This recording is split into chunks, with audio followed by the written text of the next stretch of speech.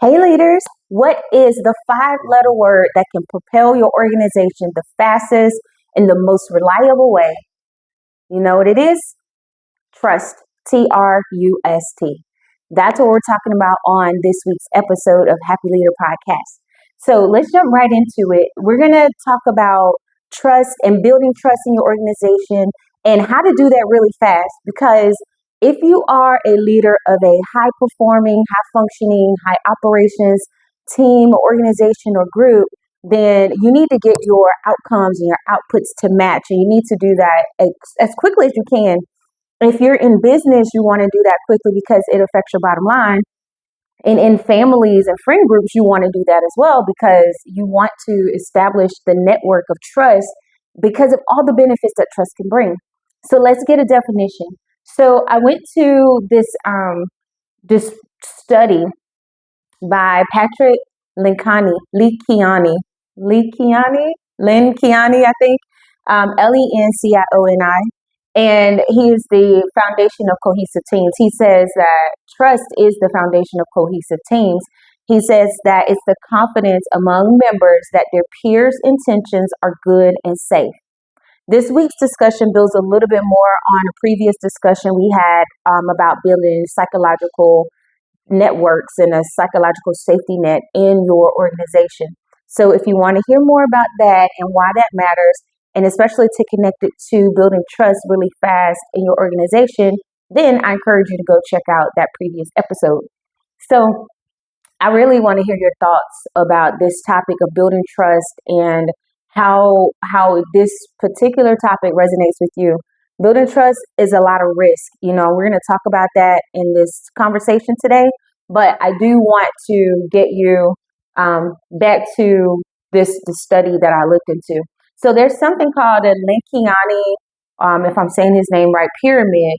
And that's where it's a pyramid that describes dysfunctional teams, and it highlights the role that vulnerability has in building trust, right? So when it comes to building trust and establishing a culture of trust and vulnerability, and I would also add transparency, become the imperative, right? And a lot of leaders I've spoken with or worked with seem to shy away from the things that expose them to being vulnerable, because even with all of the support systems and all of the teaching about, help, asking for help doesn't make you weak. When leaders are put in positions of vulnerability, sometimes they do see that as a weakness. And I think it's just because you can be exploited, right? When you let your team know that you need them and that you want to partner with them in this different kind of way, it makes you open and susceptible to a lot of things. I mean, we talk about the imposter syndrome and the critiques from other people. There's a huge risk in building trust through vulnerability, but it is definitely worth it. So I'll tell you a couple things that I've done when I'm starting in an organization. And I evaluate that, okay, one, I need to multiply myself, right? Because if you're at the top in a hierarchy, you cannot do it by yourself. You have to have a way that you are multiplied in this organization in so many different ways, because you simply can't be everywhere at once and you can't do everything by yourself. So soon as you understand that, which is what I understand when I come into an organization, I immediately get to, all right, what parts of myself can I multiply at what levels so this organization can get where it needs to get in the time that I have allotted or the time that's allowed to me. What that means for me is I talk a lot about leading yourself, right? The first leader is the leader from within. Lead me so then I can lead you. And that's what I tell myself. Part of leading yourself very well is to know yourself. And I'm not talking about the version of yourself that you want people to believe is true about you. I'm talking about the real low down you, right? I ain't going to say low down dirty, but the real you. And this vulnerability with yourself is the first step that I think you have to take, even though we're talking about building trust quickly in a team. That first layer of trust happens when you are vulnerable with yourself. You have to know under what conditions will you do what actions. And that sometimes can be a hard conversation to have with yourself, because you have to face your limits, you have to face your true red lines, you have to set priorities for yourself. You have to be able to stand behind what you say you believe in and really wrestle with that to determine if that's what you believe in to yourself. I heard somebody say before, you can fool everybody else, but you can't fool yourself, right? You can't lie to yourself. I mean, you can, but I don't know why you would. If you don't like the truth of you, then it's up to you to change it. So you have everything to gain by exploring this first level of building trust, which is vulnerability, to be honest with yourself, to evaluate you. So I have had lots of opportunities to evaluate who I am. Who is T Pain? I know me very well. In every evolution of myself, I'm learning myself in that version. I use situations that I find myself in, that I put myself in, that my decisions get me in, to evaluate. I use them to determine, okay, what got me here? What kind of person am I in this situation? Is this the person that I was in a previous situation?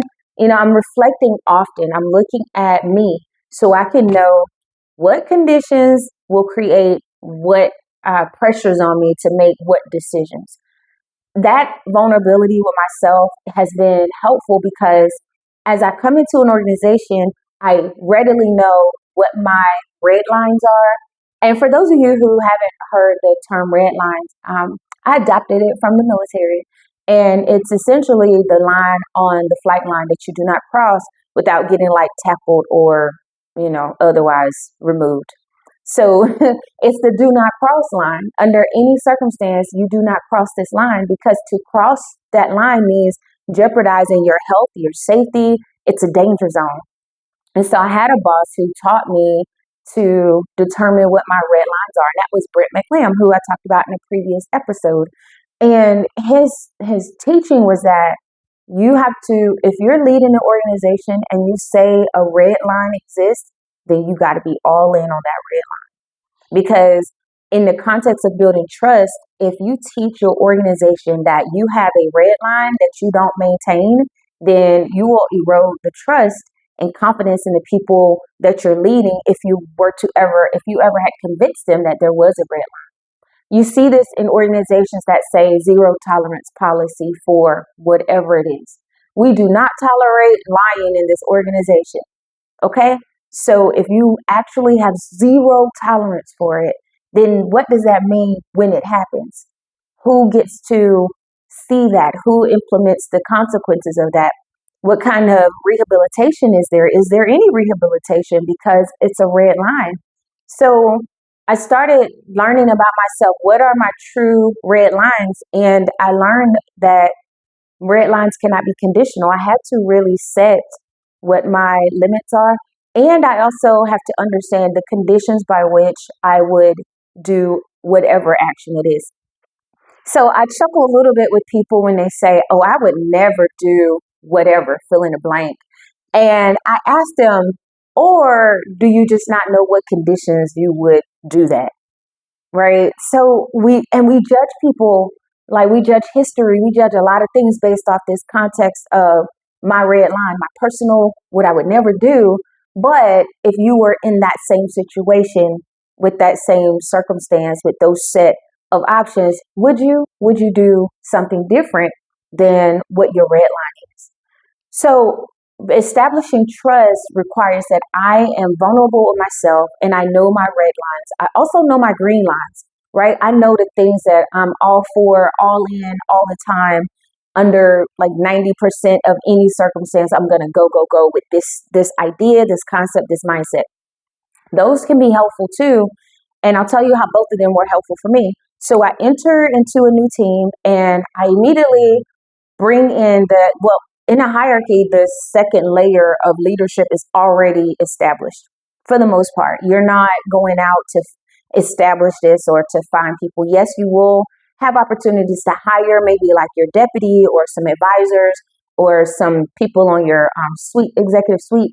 But for the most part, the organizational structure already has a system that puts people in place that when you show up as the tip of the pyramid, then there's others already established as that layer that holds you up. So when I come in the organization, that layer is established. So then I have a decision to make. I have to decide how much trust am I going to trade with this group of leaders so that I can have this organizational outcome. That's where the risk comes in. What I do is I bring those people in. It's normally three, sometimes four. It depends on the fourth person, their personality, what I think they can handle, where they are in their career, because they could also, in some organizations, that fourth person for me is not automatically in that second layer of leadership, they're floating between, the second, the third, somewhere. It just depends. So what I do is I bring them in and I tell them about my red lines, my green lines, my biases, my tendencies, and my weak areas and my strong areas. You talking about vulnerability. This is like, I just met you, I'm your boss, and I'm going to tell you these secrets. So I bring them in, I say, okay, everyone, like the four of you, the three of you, let's have a discussion about what I think is going to work for us as a leadership team. And I get on my spiel that I don't lead alone, I lead in a team, blah, blah, blah. We're all in agreement. And then I say, okay, here's what you need to know about me so that we can lead this organization well. And then I tell them flaws, right? I have a tendency to lean this way in these type of scenarios. Correct me back to the middle on those type of subjects. I have a tendency to be harder on people who do this in these situations than people who do this in those situations, So you have to balance me in the middle. I work, and I tell them everything. And I tell them everything that they need to know in order to protect the organization from my biases and my flaws and my tendencies, and also to show that this is my humanness, and I want you to be a part of me growing and leading this team. Now, I'm not weak sauce because I'm showing you what I know about me, but the strength is in I'm comfortable in knowing this about me, and I'm assigning you to help me through this. So one of the times I did this, the very first time I did it, I had just come from Brene Brown's teaching, and I brought my team in and I told them the whole spiel. And I think you've heard it before.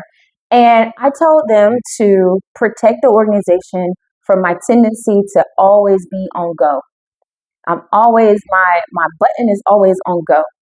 And you will have to protect this organization, the people in it, from my tendency, my pace to be fast. Because I know that about me and I don't want to burn them out. I don't want to waste their talent. I assume and I see that these are highly talented people, but I don't want to use it all for my personal time here. It needs to be so that it can be sustained.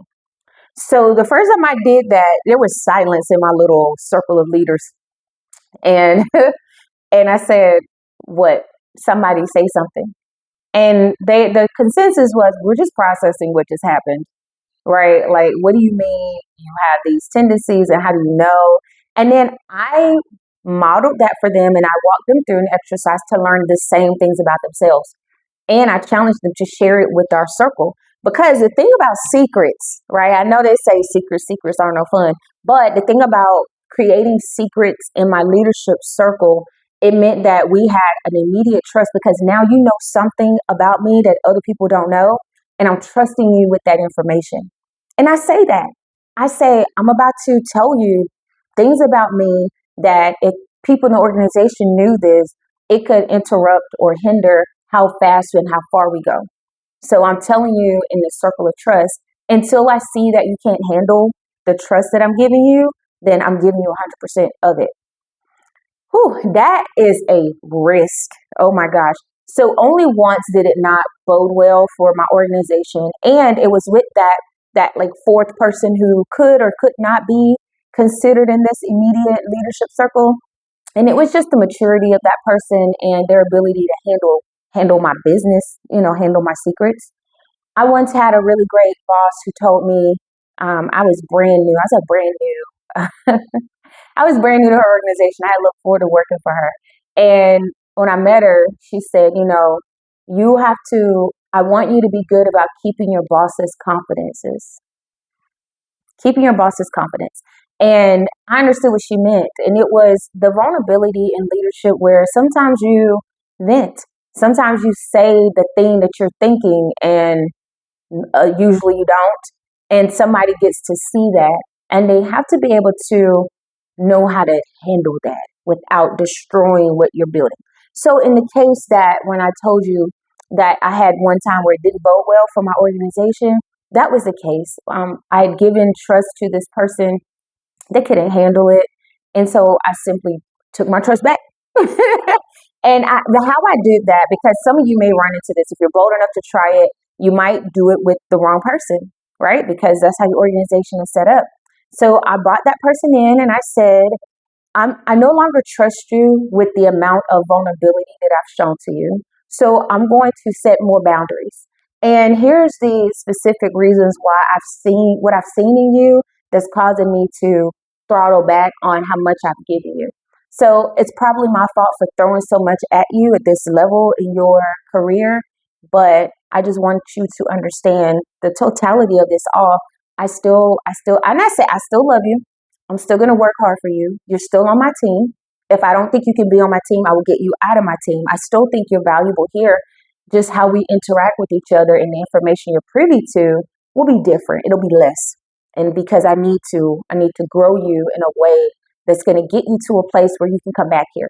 And I do offer in my mind, right, that person can work their way back to the trust, because it's risky, but people need to know that when you mess up, how you get back up, especially if you're grooming them to take positions that you have right now and they're going to take those positions later in their career.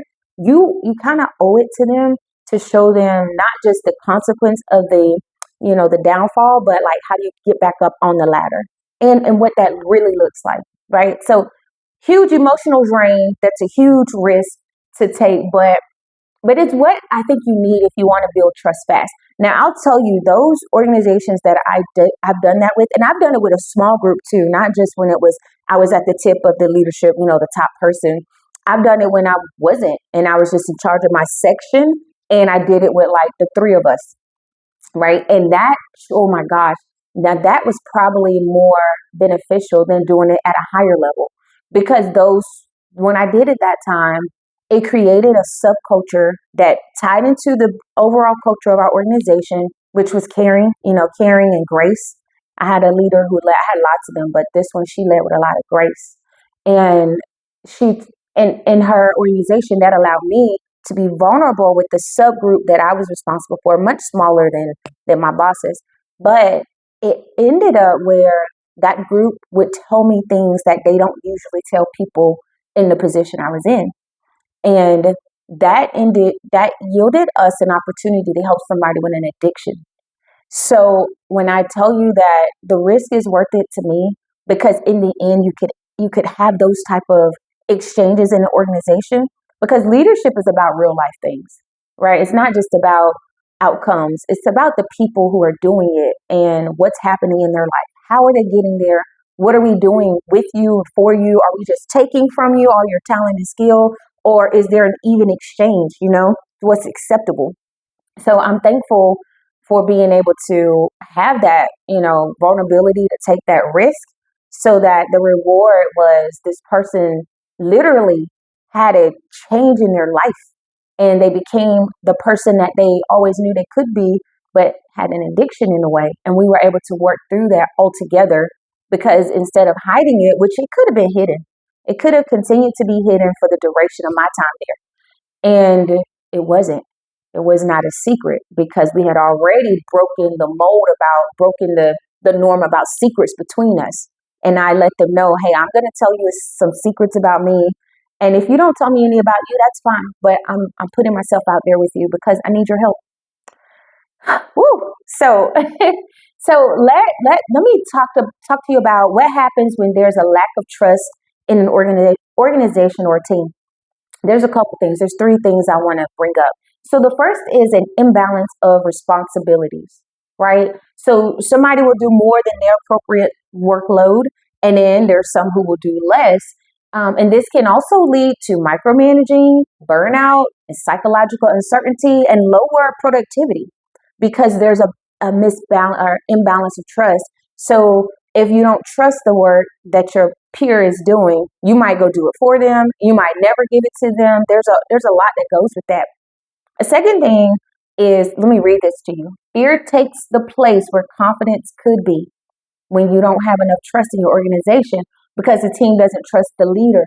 Because remember, I'm talking to leaders who lead leaders. So when your team doesn't trust you, then a fear culture could take the place where a confidence culture should be, where they should be confident in their leader to do what the leader says they're going to do, to be responsible to them, and in some cases responsible for them. Most cases responsible for them also.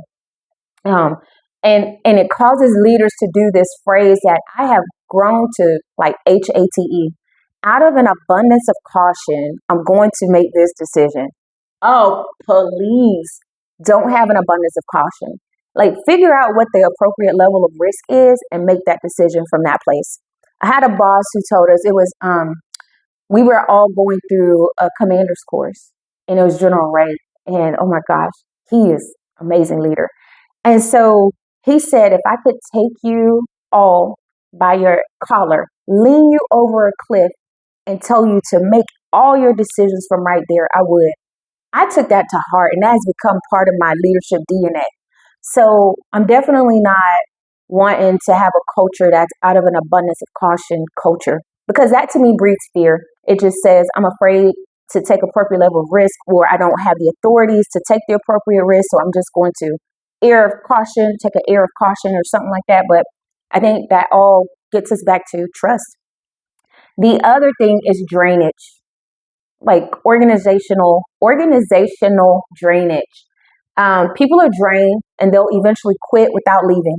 And some of you have heard of this phrase before about this movement of people who are quitting the jobs without leaving, where they're mentally checked out, they're physically done. They're emotionally done, but just continue to show up because it's enough of a trade-off. Maybe it's a paycheck or something to make them come each day, but they're already gone. You're not getting the best of them. And that's usually can be repaired when you restore the trust in the organization. Or I will say when you establish it like off the gate, just first things first, establish the trust really quickly. So let's ask some real questions. What's the trust temperature of your team? Objectively consider that. What is the temperature? If you had to give it a grade, what would you give it? And do the team members on your team feel confident in one another's abilities? And then do they follow you? Like, really, do they follow you? Okay, so let's get to your happy place. Here's some ways to build trust really quickly. Extend it before it's earned, just like the example I gave you. I know that some people say trust is earned, respect is given, trust is earned, or some of them quotes like that. But I give it out like almost like candy for people that eat candy, or like, I guess, like green apples for people like me who like green apples. But I just toss it out and I see where it lands because it doesn't hurt me it doesn't hurt me to be wrong about trusting somebody if I'm in the role of leading them. I'll just see that I can't do it anymore and I'll adjust, right? So I levy my trust on my immediate level of supervisors without even, I just met you and I trust you 100% to tell you these things about me. And the reason I'm telling you is because now you're assigned to help me not be this way or to be this way for the sake of this organization that we are now both responsible for the outcome of. You agree? Okay. And that person's like, whoa, yeah, okay. Because you're already here. You're already in the position. I'm just putting the responsibility and the weight on that position because you don't handle, they say it's lonely at the top, but I think it's because you don't distribute that weight. I do get that, the loneliness at the top in some places, but I do also think distributing the weight of that is going to help with building trust. And then we've said it so many times in this particular episode, vulnerability. The second way you can build trust quickly is vulnerability. So everybody don't need to know all the details of everything, right? But there's some people who do need to know specific things so that you can get the best out of leading your leadership experience, whether you're leading in homes or in businesses or in militaries or government or embassies, wherever you're leading, churches. Just, you have to put yourself out there and just see what lands. And then I think, this one I really like. It's rewarding smart failures in your organization. Man, there's I don't think a faster way to build trust, like widespread trust within the layers that you don't put your hands on to touch in your organization, where they just get the residual of how you're leading, than establishing a safe place for failure. I enjoy teaching my team that failure is okay, and I expect us to fail. Now, I don't expect us to make bad decisions. That is not acceptable. But failing, and the difference is, a bad decision is you knew what to do and you did something that was contrary to that for no good reason. You can't explain yourself. That's a bad thing. Nope, I'm not having it. And we're going to talk about that. Close the door, kind of talk about that. But if you fail because you looked at something and you said, I think there's a different or better or, way to do this, then, and I'm going to give it a shot. And you thought through trying something different. And I want that. And what we did in our organizations, we put them on. One organization, we put everything on a whiteboard, and it was in subcultures, in smaller groups, and they would use the whiteboard to write down the last thing they attempted, why it did not work, and the next person could come and question it. And it was just a conversation on the board, right? And we just established sandboxes, like soft landings for the not bad things, but for the failures. Because I expect to fail as I try to progress and innovate. Because if you're not failing forward, I think you're just falling backwards. So I think you reward. I even had an award in one organization for the failure of the quarter. Like epic failure. And so I didn't want to like downsize it by joking about it, but I wanted people to be proud of the failures, because in our organization, failure meant I've been thinking about this problem a different way, and I was willing to put the work in. So I'm like, yes, free lunch for you, right? So in closing, let's agree that as leaders, we will do what's necessary to build trust fast in our organizations, even if that means putting ourselves in a position of vulnerability, even if it means giving trust to people who have not yet earned it, and even if it means rewarding failure. I hope this episode was helpful for you as you're leading leaders. And until next week, happy leading.